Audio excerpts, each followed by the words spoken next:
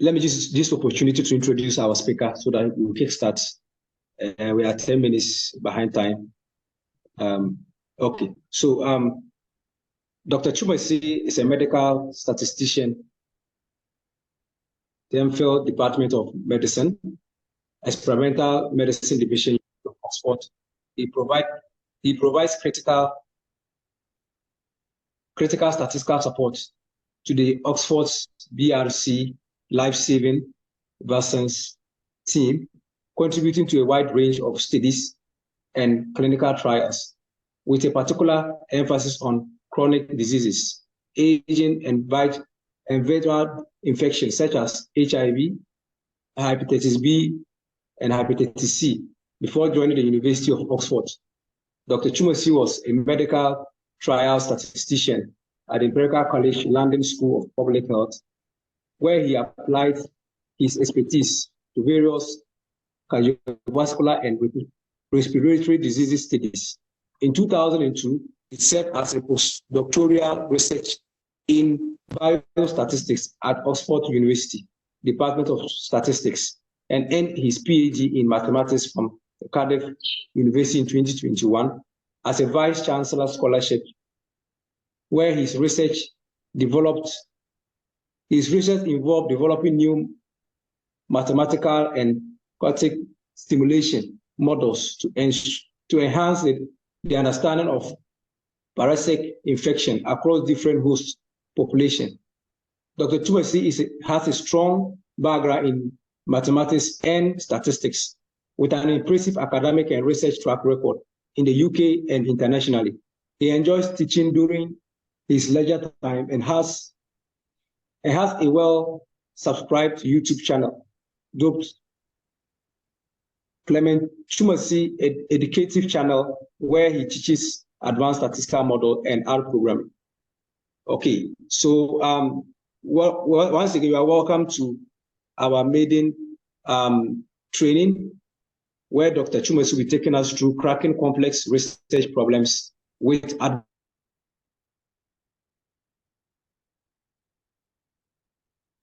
we are all welcome to today's meeting. Okay, so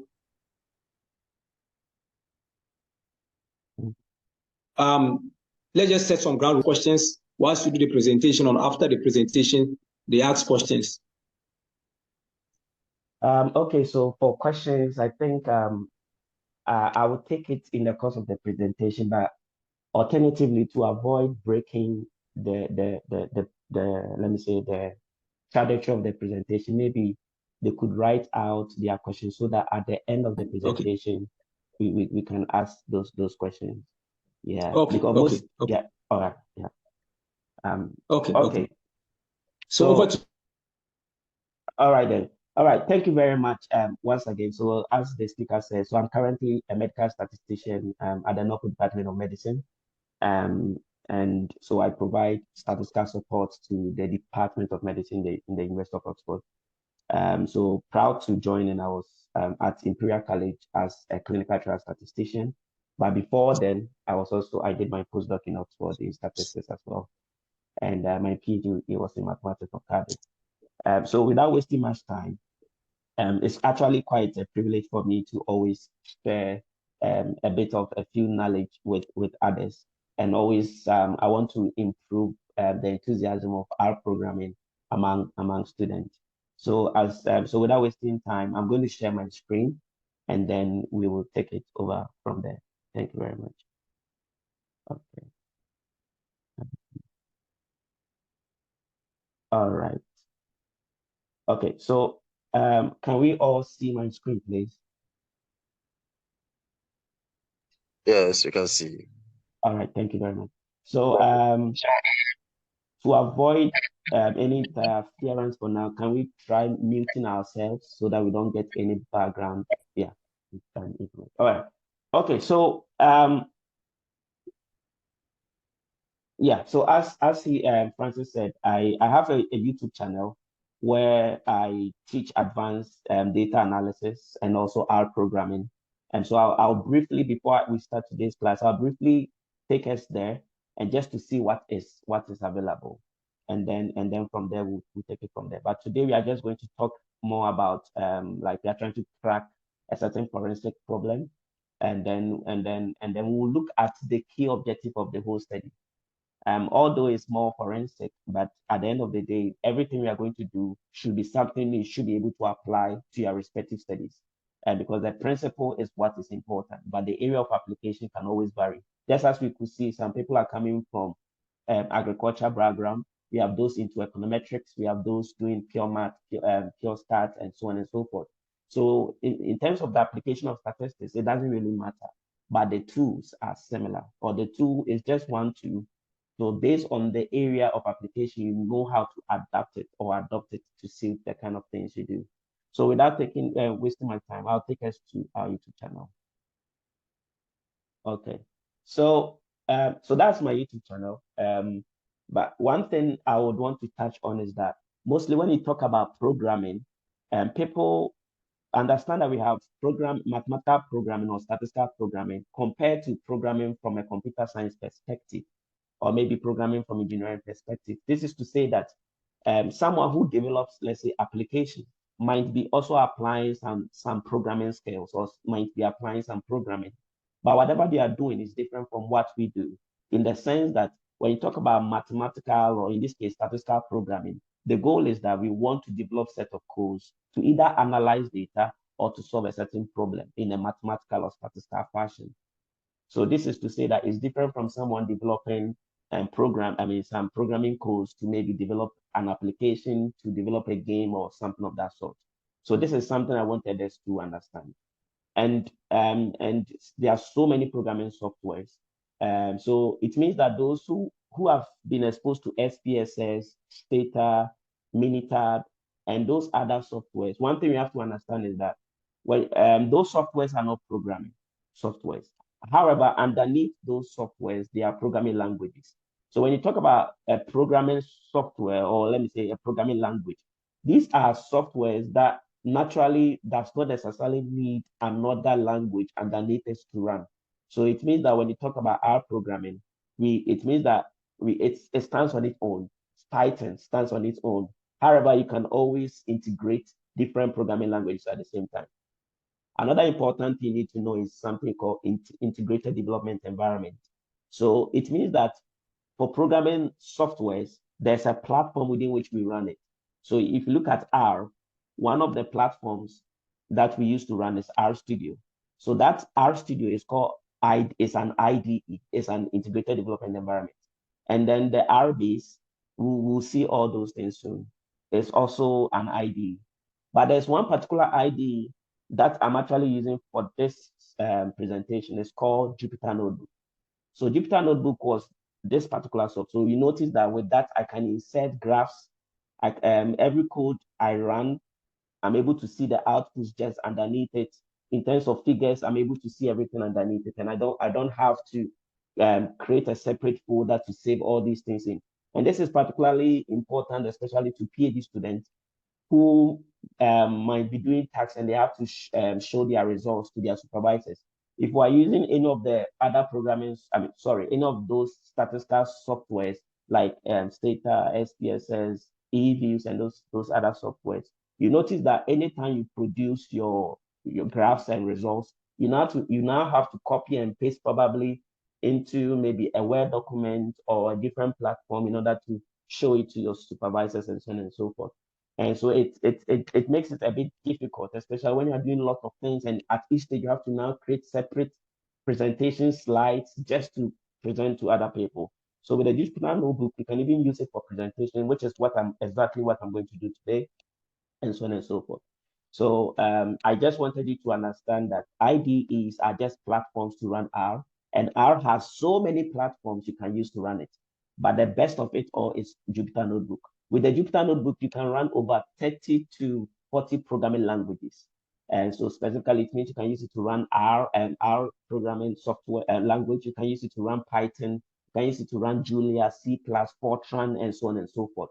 But in order to use it to run any other programming language, you need to make sure you add something called its kernel to it, and then you'll be able to. So on my YouTube channel, let's briefly take us through some of the some of the videos that you could learn. So there is an introduction to advanced data analysis in R. This is for beginners. So this is starting from scratch. So that's the first lesson, and then you go to the second lesson. So it is numbered in that fashion, okay? And then you see things like regression modeling and other inferential statistics there. You see, sorry.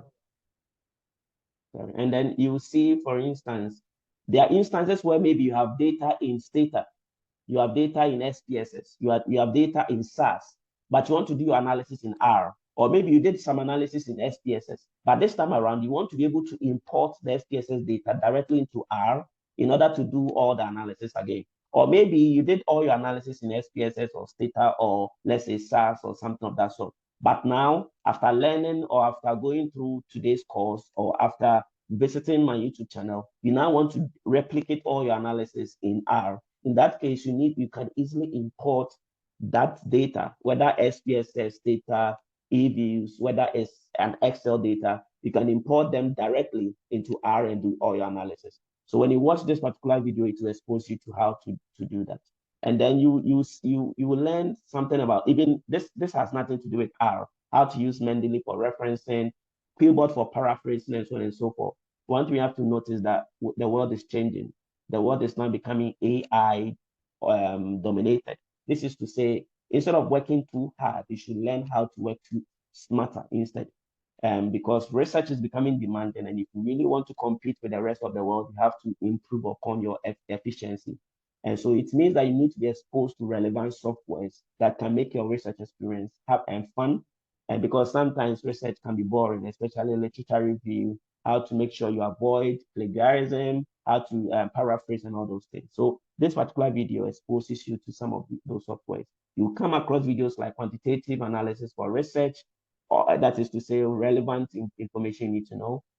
And then in Oxford, most of the sessions that I do for students, for supervisors, for researchers, whether postdocs, PhD students, and so on and so forth, everything I do, I also put it on the YouTube channel. So this is to say that these particular 4 videos were done for Oxford University staff. And so you can also watch them. So these were also introductory statistics session, but one that would tailor more towards your research experience. So bear in mind that in order to do data analysis, because we say we are trying to analyze the data, but we have to understand the science of the data we are working with. So it means that the structure of the data, whether it's cross-sectional, longitudinal, even nested, or let's say hierarchical, all those things will determine the kind of analysis you can do.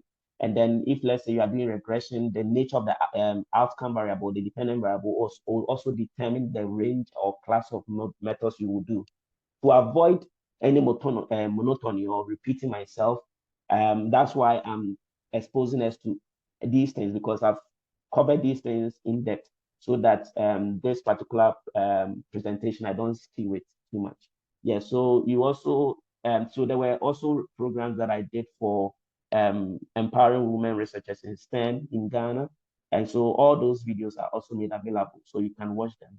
And then, so it meant that if you really want to develop passion for statistics, you really want to understand statistics from the research perspective, like given a data, how do you even know the right method for the right job? I think you would want to watch my YouTube videos. There are other complex analysis in there. So you see survival analysis, multi-state Markov modeling. And it's also important to know how to create functions, because a time is coming. So for instance, we'll come across some of these things. So creating functions means that there are instances where it's like you want to do a complex task, but there's no inbuilt package or function to help you achieve that. But once you're able to develop your own code or your own functions to do those tasks, then you are good to go. These are some of the advantages of programming languages against other statistical softwares. So those statistical software that are not programming languages, you notice that most of the time, the methods that, the things you can do are restricted to what the software allows you to. But in R, Python, and other programming languages, you have, let me say, control over the kind of things you want to do. Okay, so without wasting time. So this is just to expose us to my YouTube channel to say that if you now want to learn R from scratch, even the Jupyter notebook we are going to be using. So I've already covered a video on how to switch from R Studio to Jupyter notebook and so on and so forth. You see videos on the most important information you need to know in statistics and so on and so forth. All right. And this YouTube channel, I developed it, I think, during my PhD time, during the peak of the COVID-19 pandemic. So the goal was to improve programming skills of Africans, most especially, but it was open to everyone. And this is to say that I know that, especially in Africa, we are very good when it comes to the theoretical stuff, but when it comes to the programming skills, and sometimes in the kind of analysis we do back home, you notice that most of the times we are using existing packages to do this kind of analysis.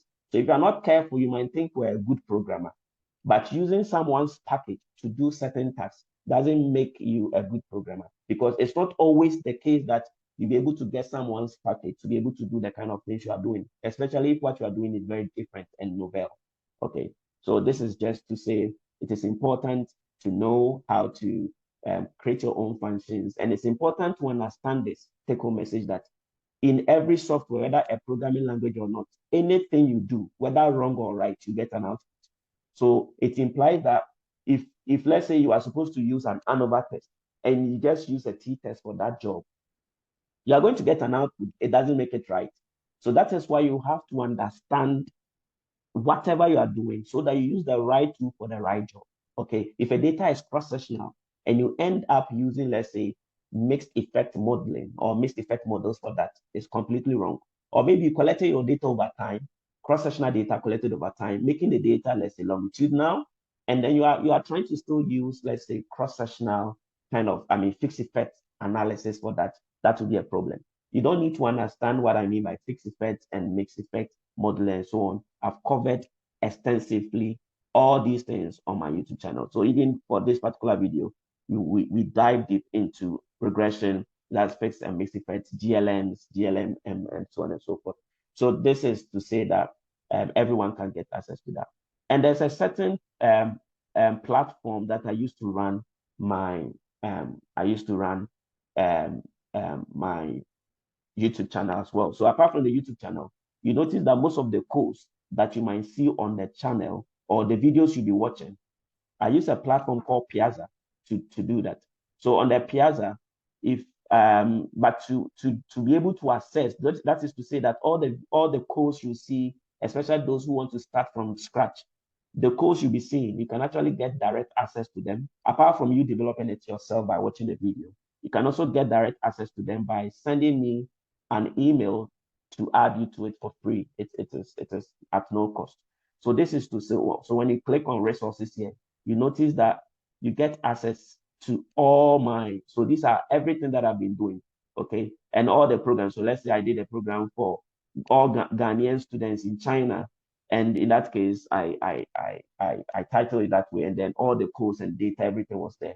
Okay, so it meant that even for this class, I can do the same thing for it as well. Fine. Or for this presentation, I can do the same thing. So this will help you get access to all the codes you see on my YouTube channel. And so to do that, you need to send me an email, and maybe close to the end of the meeting, I'll add my email address. And then you can always send me an email to add you, and it is at no cost. So don't worry about that. All right, so let's get started. So today, I'm sorry about all the things I said. So the goal was just to help you understand that because we have different people with different levels of expertise in our programming, some are starting from scratch, some they don't even know what the software is about. They want to know what the software is about and why should they choose R over any other programming software. So we have to actually arouse their interest. But this is to say, we've already covered these things on the channel. If I were you, I'll probably start with the most recent ones. So this one will help you to even know some of the career in statistics. If you do statistics, what are some of the career perspectives in a broader context? You watch all those things, understanding different data structures, type of variables, how they inform the choice of methods and so on. Univariate and multivariate statistics and all those things. And then there's one aspect, something called power analysis. Those of us who are into research, you notice that when you're going to start a scientific research, your sample size is very important. So how do you determine your sample size in order to achieve a certain predefined power, okay, and to help you to able to answer your research questions effectively. So in order to do that, there are softwares to do such power calculations. So some of these videos will expose you to a software called G-Power software to help you determine the right sample size for any kind of research you do. But remember that this is for some specific designs. The more complex your research design will be, it will imply you're going to use a whole different set of tools or software for that. So please when you get time, just visit the YouTube channel.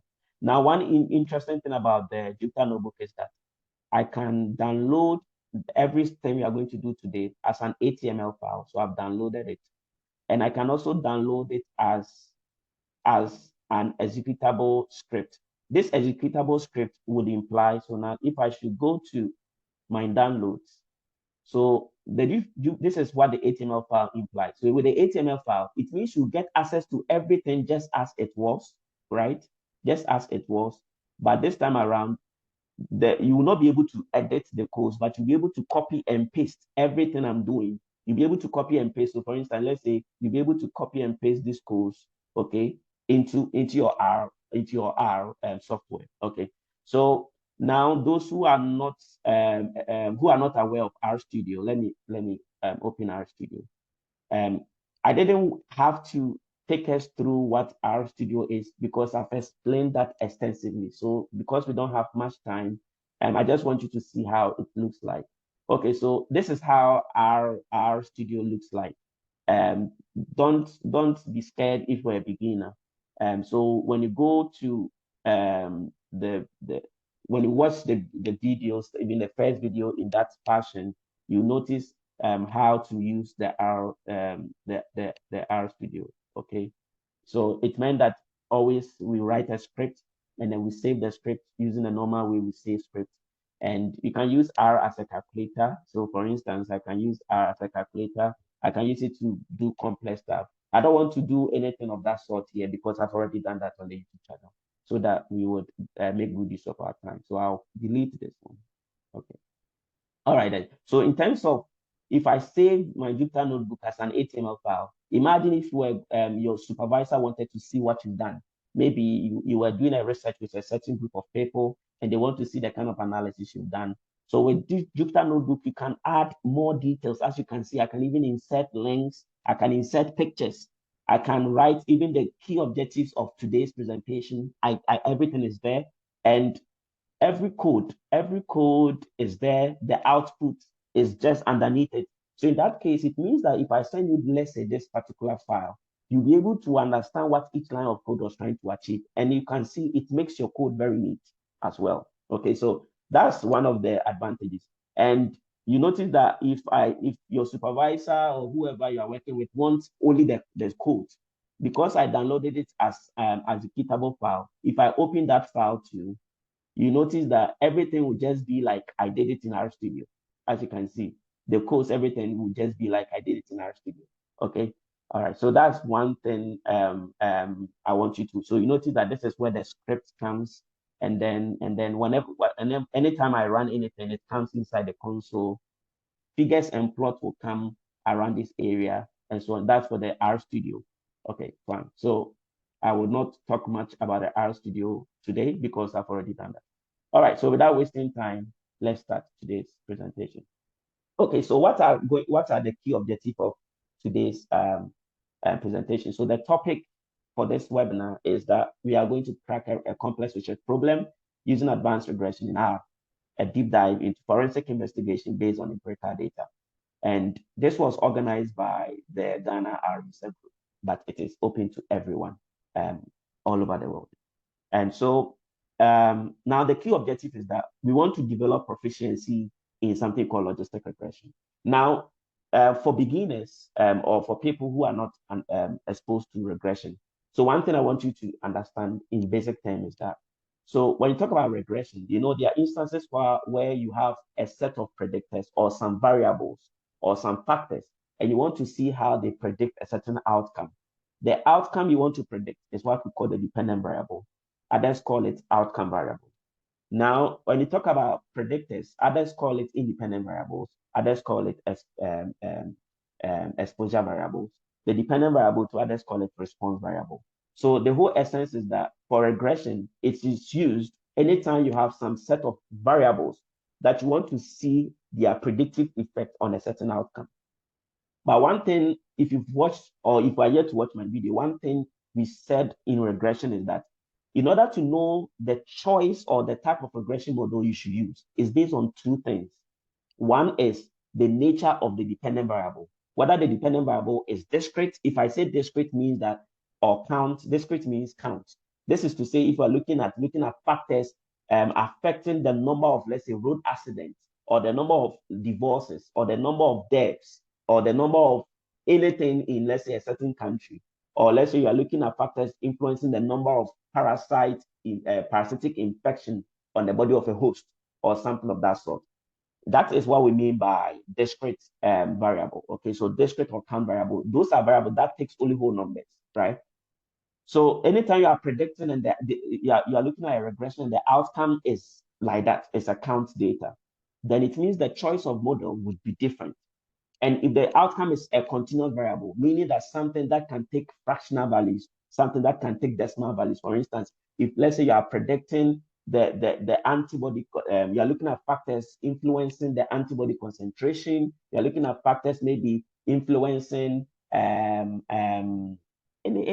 measure. It could be immunocompetency. It could be, let's say, there are instances where you even use a scale, a questionnaire, or something to quantify a certain latent variable and all sort of things. In that case, maybe you converted your outcome into some continuous scale. And so this is to say that when your outcome is continuous, okay, then we have class of models we use for that. And the most important one is when your outcome is categorical. So it means your outcome can be discrete, categorical, or continuous. And when it is categorical, so it means that when your outcome is something that has categories, then what we use is called logistic models. So logistic class of models are used when your dependent variable is something that is categorical. When the categories are just two, then we call them either a binomial logistic model or a binary logistic model. And if the categories are more than two, then we use something called multinomial logistic regression. And remember that whatever we are going to do, you can also make use of the multinomial logistic as well. Today we'll be focusing on a binomial, but remember you could do multinomial as well. And I think I've touched a couple of that on the YouTube channel. And if the dependent variable is count, the class of models we are going to use is called Poisson class of models. If the dependent variable, and the Poisson class of models do have some particular parametric assumptions that the conditional mean and variance of the data should not be significantly different. If that breaks, then it means the data is either under dispersed or over dispersed. And if that happens, we have class of models like negative binomial regression and then quasi-Poisson and so on. Yeah, and if it is continuous, we have OLS class of regression. And for OLS to depend on the parametric assumption, if it is not met, one uses generalized least square regression, or one could use how do you call it? Generalized linear models. Okay, so we have generalized least square regression, and we also have depending on parametric assumptions that are not met, we have other penalized regression methods and so on and so forth. So this is just to say that the choice of regression, at least we've said, is dependent on the nature of the dependent variable. Now, it is also dependent on the nature, the structure of the data. So I said it's based on two things: the nature of the dependent variable, either continuous, discrete, or categorical, and also whether the data is cross-sectional or longitudinal. So it means if the data is cross-sectional too, the class of regression models you are going to be using is called fixed effect regression models. And if the data is longitudinal, the class of regression model you are going to use, it will be the same model, just that this time around, you are going to now account for something called random effect. So random effect are those variables that are not of interest to you, but they describe the structure of your data. So imagine if your data was collected over time, but you're looking at predicting certain factors you are looking at certain factors, how they predict some outcome variable or dependent variable. But the data was collected over time. So you are not interested in time as a variable or as a predictor. But because the data is collected over time, if you don't add time as a random effect in this case, it will be as if you are treating your data as cross-sectional, where each individual information was recorded within just a single time point. So if you visit my YouTube channel, you'll find videos on what is cross-sectional data. So if you look at the different data structure, you understand what we mean by cross-sectional, longitudinal, and even longitudinal data can be complex. Now we can have something called nested data set, a data set which is hierarchical. And you need to always factor in the structure of your data in the process of doing any regression modeling. So these are some of the things I wanted you to know, and they are already covered on the channel. So please don't forget to also subscribe and share with your colleagues. All right, so today we are going to talk about develop proficiency in logistic regression for classification. And then we are going to look at something called feature selection techniques.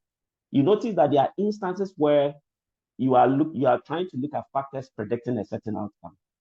I've seen some chats. I just want to know, okay, lecture is a bit fast. Oh, sorry. So please, the video will be made available on my YouTube channel. So it meant that I'm trying to speed up a little bit because there are a lot of things we are going to do, very interesting stuff. And in order for us to be able to go over everything, and that's why we are recording this video, it will be put on the YouTube channel so you can learn at your own pace. So please bear with me if I'm speeding fast, but always you can let me know when, and I'll try and go slow a bit. So sorry about that. So for feature selection techniques, there are instances where you are doing a regression modeling and you have so many predictors, and not every predictor is influential or important to include in a model. So when it happens that way, statisticians or mathematicians have developed ways to determine a subset of candidate of predictors that you should use in what? You should use in fitting or getting a good model. So we have different methods of feature selection. Feature means variable. So we have different variable selection techniques and feature selection techniques. But there's one important thing. So the next step, the next point is addressing and mitigating multicollinearity. So in the process of doing feature selection techniques, one thing we have to understand is that for regression, as we are saying that we are looking at how some set of variables predict an outcome. So what we are interested in having high correlation, okay, of each of the predictors on the outcome, but we don't expect to have high correlation among the predictors. The moment there are high correlation among the predictors, it introduces a problem called multicollinearity. And multicollinearity is actually something very serious that we don't want to see in research or in regression. And what are some of the effects of multicollinearity? So technically, if the overall model you fitted is significant, we expect at least one of the predictors to be significant. But when there's multicollinearity, you find out that the overall model can be significant, but none of your predictors was significant. That is one effect. Another effect is that if one of the predictors is significant, then we expect the overall model to be significant, isn't it? But there are instances where at least some of the predictors are significant, but the overall model is not. And another thing about multicollinearity is that sometimes it can also either overinflate or underestimate your regression coefficients. So there are instances where you get very abnormal coefficients, and it just makes interpretability questionable. So this is to say, presence of multicollinearity can affect the credibility of your results, can affect even data interpretability, or making inference from your model. So this is to say, we don't want to have high correlations among predictors, but we want to, for a regression model to be good, the predictor should have high correlation or relationship with the outcome or the dependent variable. But we don't expect to have high correlation among the independent variable. And when it happens, the problem is called multicollinearity. And there are ways to deal with it. And how we do it is establish or brings to light some class of method called penalized regression.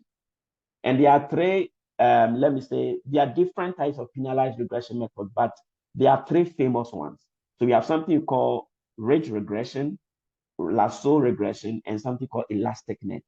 So the name again is that ridge regression, lasso regression, and elastic net These are examples of penalized regression methods that are able to what? Mitigate the effect of multicollinearity. Like as I said, today we are going to see classical examples of these things. And so what the rate regression does is that, let's say you have 20 variables and you want to see how they predict the outcome. But the 20 variables, you believe that not all of them are important in predicting the outcome. So it means you want to identify which subset of those predictors are very influential in predicting the outcome.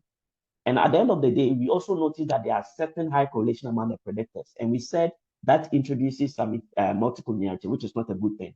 So what rate regression does is that it does something called a regularization, or it has a penalty term.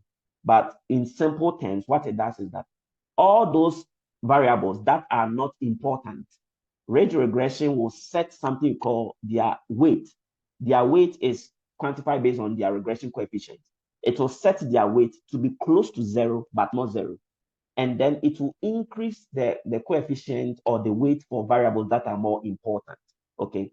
And let me see, I think I'm seeing some charts. Okay, that's fine.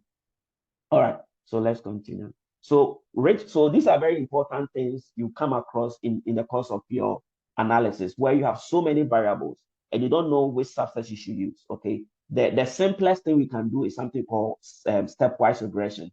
Today we'll see example of stepwise regression, how we do that in R. But stepwise regression does not help to mitigate effect of multicollinearity, but it can also identify which subset of variables are more influential or are more important to consider in your regression. And today we'll see similarities, or let me say the relative efficacy of the stepwise regression and some of the penalized methods we are going to use. And we'll see their performance, how they work. Okay, so in terms of the rate regression, like we said, we have, let's say we have multicollinearity in the among the predictors. And when that happens, using stepwise regression, that is to say forward and backward elimination and inclusion techniques, might not be the most effective because of the high correlation among the predictors. So when it happens that way, we said the penalized regression methods are used to treat that. And people can also use something called principal component analysis to deal with that. But that is a whole thing for another, it's a whole topic on its own, so I wouldn't go there. But these methods are quite reliable for that, because principal components will only reduce the dimension of your data, but it is not necessarily a variable selection technique. It is rather a data dimension technique. But people can still use that to also employ some of or to use for variable selection. But it is not the original intent for principal component analysis. Okay, so for the penalized regression, we said we have the rich, lasso, and elastic net. So what the rich basically does is that all those predictors that are contributing to multicollinearity, or all those variables or predictors that are not important, rate regression would shrink their coefficient or their weight to close to zero, but not zero. And then all those predictors that are of importance, of high importance to the outcome, it will increase or their coefficient. So this is to say, the more important you are, the more weight rate regression will attach to you. So if you think about it, rate regression does not necessarily select subsets of the variables for the regression. It considers everything, and the only thing it does is that it gives more weight to important variables and less weight to less important variables. So it meant that rate regression is technically not a feature selection technique, or it's technically not a variable selection technique, but it's a way to penalize those variables that are not important and give more weight to those that are important. So in that case, the regression model will still not have more problems, because the ones that are important are not contributing much to the variability accounted for in the model. All right. And then we have something called lasso regression, which is very popular and quite effective when your goal is to take away those variables that are not important. So what lasso does is that all those variables or predictors, or candidate of predictors you want to consider in your analysis that are not important, lasso it would shrink all their coefficient to zero. So it means that those whose coefficient are shrink to zero are those variables you should take out from the analysis. And the ones that have non-zero weight or coefficient are considered as the most influential predictors you should use in your analysis. So it means that lasso is a classical variable selection technique, because for that, it is reducing the number of predictors rather than, giving less weight to less important variables and more weight to more important variables. Elastic net combines the relative strength of lasso and ridge regression. So it means if you combine ridge and lasso, you get elastic net. So it means elastic net, some of the variables, it will penalize, it will give less weight to less influential variables. Some of them, it will set their weight to 0 if they are totally not important, and some of them, it will increase their weight and so on and so forth. So that is elastic net. But if you want a brute method that is going to select the subset of predictors that are free from multicollinearity, and at the same time are those variables that are more influential to predict the outcome, then lasso regression becomes a good candidate. And that is why today's class, we are going to use that. And then we'll learn, when you are fitting or doing regression modeling, what are some of the modeling considerations. So we'll expose us to what we mean by cross-validation and how to assess model accuracy and so on and so forth. And so in essence, at the end of the day, you are going to enhance your predictive modeling skills using real data, whether real or simulated data and so on. Okay, so that's basically the key objective of today's presentation. So in essence, this objective will ensure that learners not only understand the theory behind the advanced regression methods, but also gain some practical experience. All right, so now let's start. So the first thing is, because I've already covered most of how to import data into R, but remember that to import data into R, the first thing you need to do is to set working directory. That is the easiest way to import data into R. And whether you are doing it in R Studio, you are doing it in RBase, you are doing it in Jupyter Notebook, the easiest thing is to set working directory. And whatever I'm saying, you can also apply the same principle if you are doing Python programming or Julia or C++ and so on and so forth. Okay, so the whole part of importing data is to set your working directory. And what do we mean by working directory? So working directory is basically go to your desktop. Okay, so I went to my desktop and I created a folder called Ghana R Users Group Webinar. That's what I'm using. Any data I want to import, I have to put it in that folder. And the address of this folder is what I will call as working directory. And those who use Windows, I think when you click up here, I'm using a MacBook. So those who use Windows, when you click up here, you'll be able to see that address. We start with a C and then column, then / and then desktop / that kind of thing. That's what I mean by that address. And those who use MacBook, you can right click, and then you go to get info, you copy this, and that is that. So it means that for those who use MacBook, when you come, you just paste it and it will look like this. But those who use Windows, yours will be something like C, and then there will be that, and then there will be desktop. Suppose you created it on your desktop, and then the folder name, that kind of thing. But one important thing for those who use Windows is that when this backslash, it will look like that. But in order to set the working directory, every slash on there should be a /. So you notice that this /. So it means that those who use Windows, you have to now change yours to this, change yours to that. Okay, change it to /. But Windows will automatically be \. I'm talking about in terms of this one. Okay, but for Mac, those who use Mac or Linux machines, yours is automatically /. So you don't have to do anything about it. But for Windows users, you have to do that. Don't forget, when you watch the first video here, you understand that importing data in R, or if you watch even the recent video on different data, I think, so even this first video did that, and most of the videos also did that, some data, like this one, introduction to importing data of different data formats, SPSS data, SAS, and so on. So you learn how to import that. So I won't waste so much time on that, but just remember, the first thing you need to do is to set a working directory. Now there's something called packages. Now packages are like someone has written their own function. So for instance, if we are going to do regression, let's say logistic regression. Now, someone wrote their own function, and the function they wrote, in order for you to be able to use it. So for instance, let's say I've written my own function. Today we'll see a function that I've written that is that you can use it for your research to summarize any data of your choice. And you notice that that function I've written, now you can't access it. Why? Because I've not written it as a package.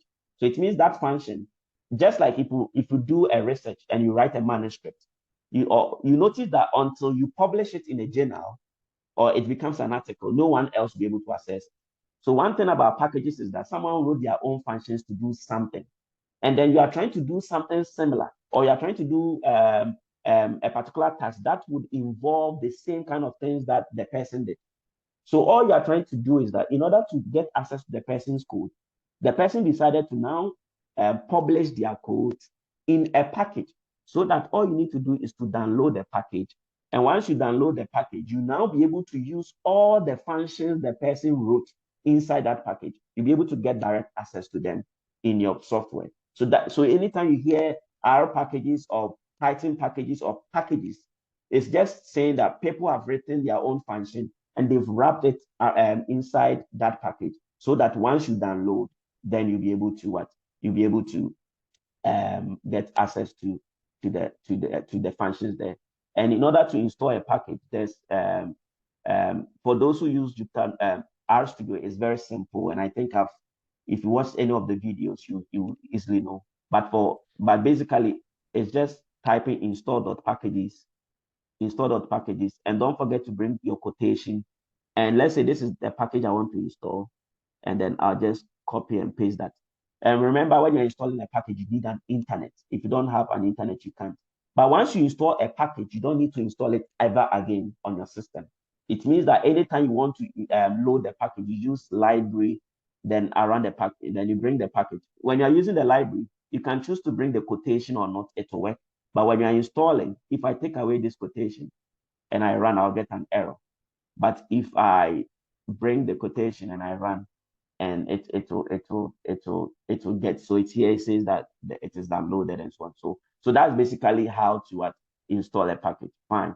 And so it means, let's say you are trying to do mixed effect modeling in R, and you went to Google and you type how to do mixed effect logistic regression in R.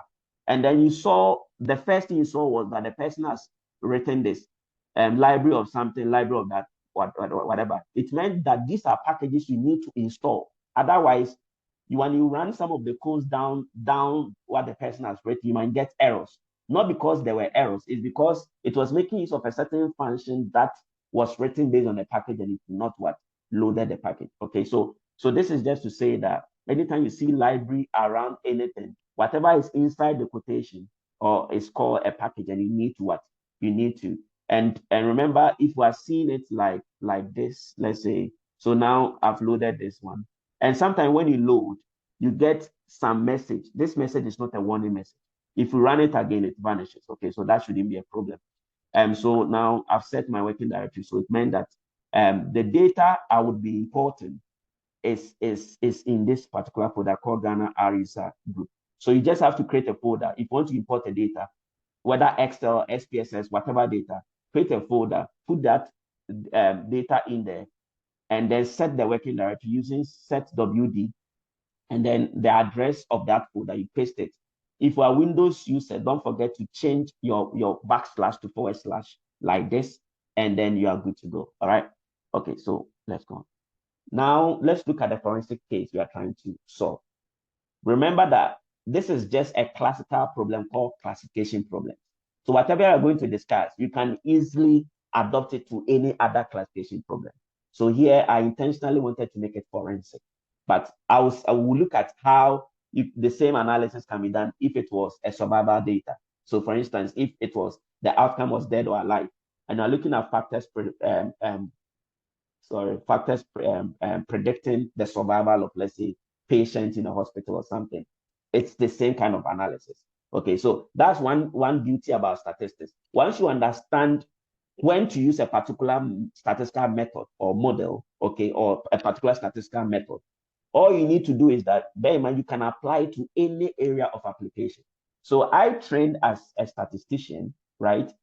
So back in Ghana, I doing my master's, I did MPhil in statistics, and I did my undergraduate studies in mathematics and statistics for the University of Ghana, Statistics Department. Fine. And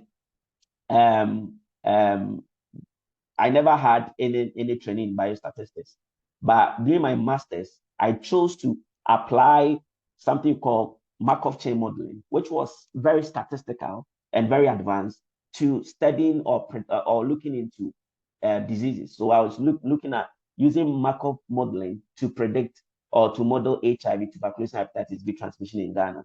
And fortunate for me, it won the best research, the best mathematics research in Ghana in 2018. And so that was the first time I exposed myself to biostatistics, or let me say medical related statistical application. And all I needed to do was to use my theoretical background and just apply it to a different field. So that's the beauty about statistics. I never did clinical trials, right? But so it meant at Imperial, after my postdoc in Oxford, I was a clinical trial statistician. But I remember that it was based on my statistical abilities. So it means that with knowledge in statistics, you can apply it even into agriculture. All you need to know is to get a particular research question. And all the research questions we have is either you're going to use a qualitative methods, maybe through questionnaires, interviews, and so on and so forth. Or if you want to now use quantitative methods, you are going to make use of statistics. So it means that irrespective of the field you find yourself, you can use statistical methods to what? To solve any problem. Okay, so just understand when to use a particular method and check how it suits the kind of analysis you want to do.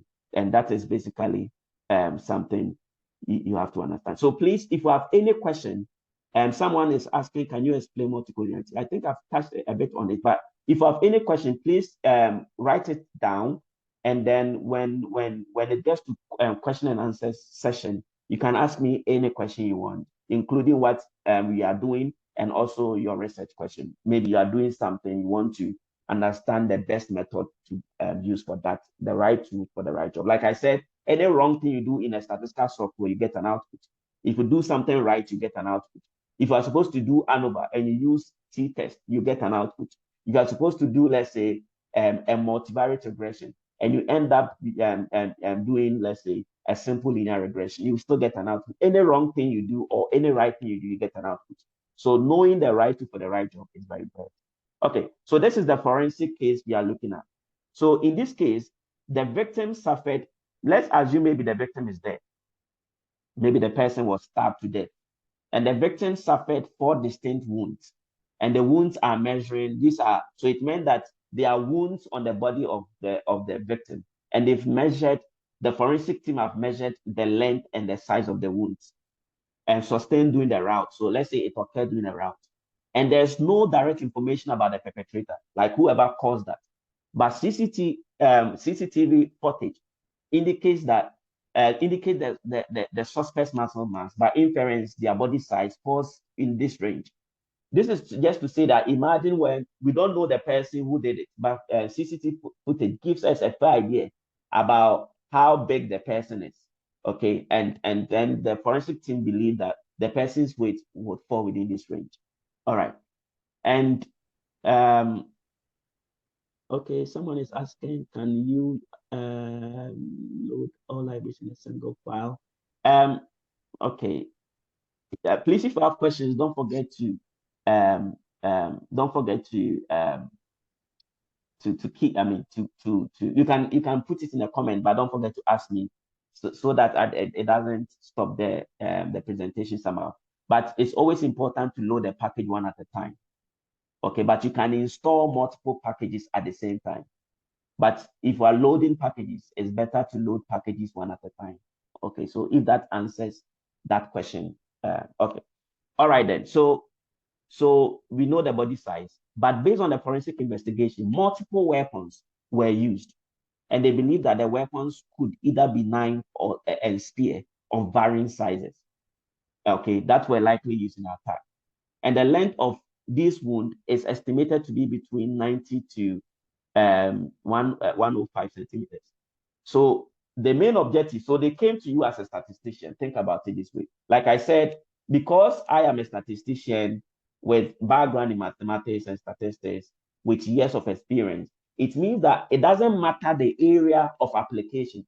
Anyone, I mean, it doesn't matter whether someone is bringing me a research problem from agriculture, a research problem from econometrics. If you go to my YouTube, my Google Scholar, or if you go online, you notice that most of the works I do actually are quite robust, in the sense that you see works on machine learning, you see works on, let's say, modeling biological systems, you see works on using time series predictions and backcasting and so on and so forth. That is econometrics.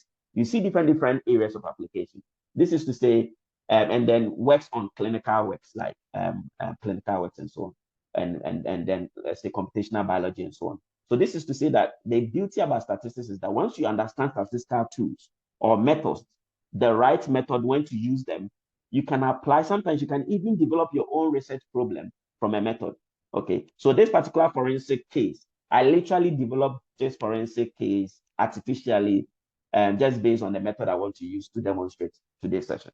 Okay, so this is just some of the beauty about statistics. So our main objective for today is to model and predict which weapon were responsible in inflicting each of the wounds, given their respective sizes. Okay, because you said the wounds the wounds were 26 centimeters to 32, and it meant that it's possible that maybe more, like we said, they said different weapons, multiple weapons were probably used. So we just want to know, for a wound of size 26, was it caused by a spear or a knife? And of 30, was it also caused by a spear or knife? But to do this one, what they've done is that there's an empirical data of similar cases. And we want to now see how we can now learn from that empirical data we have and see how we can predict for this particular case. And unfortunately, no police or no forensic team will give me their data for this analysis. So I had to create our own data via simulations for the purpose of this. And this is like how the weapons look like. So imagine this is like a knife. And if you think about this forensic problem, imagine those olden days. I'm talking about those who have watched Game of Thrones, those who have watched those war movies. There were only two weapons that were in existence. It was either a knife or a spear. There was nothing like guns at that time. I'm talking about those times, those Adamic era. I mean, you get it. So that is why this particular. But bear in mind that imagine if there were more than two weapons. Then in this case, instead of a binomial logistic, it becomes multinomial logistic. So everything we are doing, imagine if there were multiple weapons, then we can also extend this using a multinomial logistic, and we are good to go. All right, so this is how the knife looks like, and this is how the spear also looks like. You know, the spear is often long, but this is how the tip of